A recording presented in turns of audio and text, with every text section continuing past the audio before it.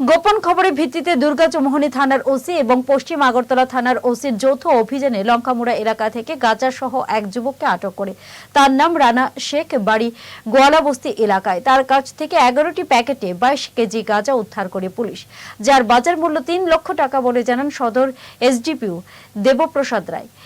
NDPS আইনে সুনির্দিষ্ট মামলা গ্রহণ করে পুলিশ রিমান্ডের আবেদন জানিয়ে আজ আদালতে প্রেরণ করা হয়।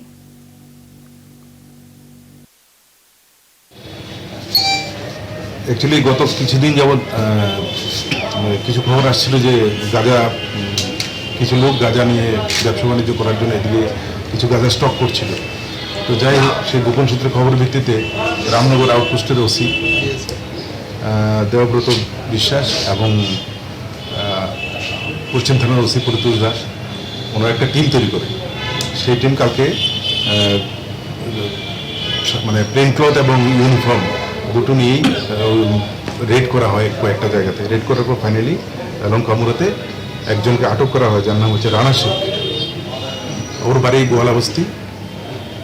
তো ওর কাছ থেকে টোটাল 11টি প্যাকেট পাওয়া যায়, প্রতিটা প্যাকেটে 2 কেজি করে, টোটাল 22 কেজি গাঁজা ওর কাছ থেকে উদ্ধার হয়। জুড়ে থাকে বাঁধন আপনার চেয়েও আপন, জুড়ে থাকে বাঁধন আপনার চেয়েও আপন,